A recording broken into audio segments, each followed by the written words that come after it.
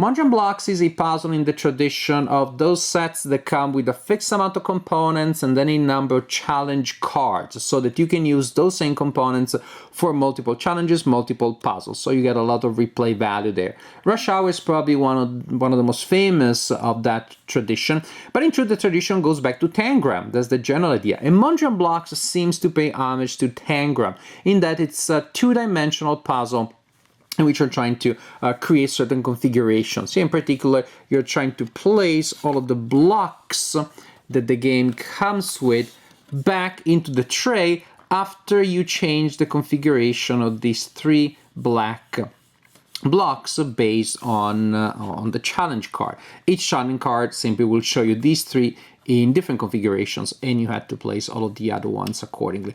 The game, as you can see, comes in different sets. You have the white and the yellow set, which are nice because the boxes look different. They come with different challenges also, so that's another way to reload the game, so to speak. And also with multiple sets you can play competitive, because you can have a single challenge and then each player is trying, the challenge is here in between so players can see that, and then each player is trying to complete the challenge as fast as they can. I tried to play that but in competitive fashion, but these days of quarantine of early 2021, the only people I can play with is my daughters that are 8 and 10. I even thought we can balance things by they get an early challenge, I get a harder challenge, but the truth is that to play with kids, it doesn't work all that well, because at least my kids, they love puzzles when it's a cooperative experience, when it's a team experience. So when I will have game night with adult friends, we will try it that way, and I think it will work pretty well that way. For now, we enjoyed Mondrian blocks I enjoyed it as a solitaire for the hardest challenges, and then as a team-based experience, as a cooperative experience with my daughters. Or something I want to point out is not just that the boxes have different colors, but also the sets. Well, the shapes are the same in every set. The color changes, and this set here, the long, straight pieces are blue, in this one here they're red. Here the big rectangle is yellow, this one is white. And so once you start playing with a set, even if you have multiple ones, probably you're gonna stick with that one only, because otherwise it just messes your mind. At least that's how I find that it works. So you have the tray, so you have this latch here that will allow you to close the box shut for transportation. Also, once you open it by turning it this other way, then you can lift the tray, and on the tray you will see, voila, you will see the challenges that are divided into, why don't you just do that, I guess that's fine. The challenges, nice little tray with challenges divided by difficulty from easiest to, oh my gosh, what was I thinking? That's kind of the level that it gets at. So you simply choose a challenge, say this one. Also these cards are double-sided. Say this one, and you set it up accordingly. And it doesn't matter which orientation you choose. So suppose we're setting up this challenge with that block there, with the single individual block here, and this one here, like so. I believe I did it correctly. And then you may want to sort out the other pieces, and then that's the challenge. You are going to try to place them down so that all the pieces fit. So there's a classic feel to it. The production values are very nice. It's a nice, sturdy, colorful plastic. It's very aesthetically pleasing, because at the end you will have a configuration that does look like a Mondrian painting. Hey, you can be Mondrian too. It just looks very nice.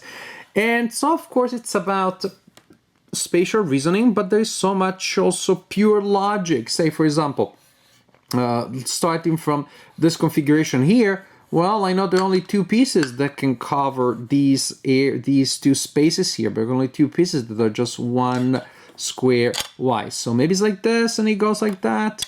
It could be like this, but somehow I doubt it, because if I were to put any other shape there, well, I guess it could work that way. But as you can see, things looking at the initial configuration, we'll know, well, I need something that is a width of 2 there. So I know the certain shapes just will not go there. But which one of these will fit in there? And so you start working out with hypotheses. I haven't actually solved this one, or I don't remember solving it. And so that would be my initial working hypothesis. And then I will just narrow things down from there. But now I'm seeing another interesting, tricky thing there that would not work. So I suppose I do this, and then I do that. And so on and so forth. So this is the idea of Mondrian blocks. It's blocks, and they look like Mondrian did it, but no, you did it. And so, for example, this is wrong. That's it. But it still looks pretty nice. So these are nice pieces that is fun to play with, and are nice pieces that are interesting to manipulate.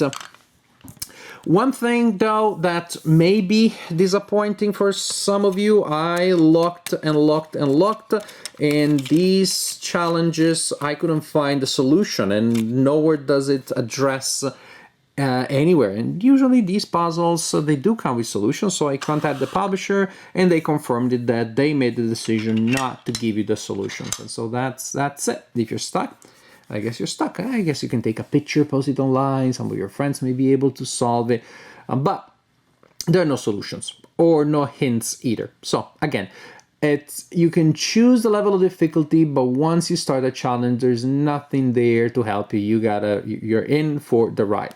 So overall, I really enjoyed Mondrian blocks as a puzzle, as a solitaire puzzle, and at the lower levels with my daughters, the production is just impeccable. I just love it so much. The tactile feel of the plastic, even the box, the way the box is designed with the tray that moves this way, and just these blocks are a lot of fun to move around.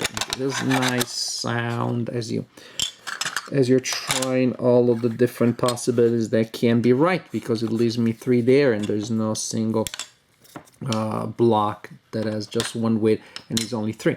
So real fun, really interesting. If you enjoy puzzles, I think this is a good option. Again, the cards with the challenges don't look super fancy because this is what you got, and there is the element, and it's also a little bit thin, but honestly the plastic is the thing here. This is good plastic. And ultimately, again, the fact that there are no solutions may be seen as a drawback by some. So other than that, Mondrian blocks, a fun, well produced and good looking puzzle set.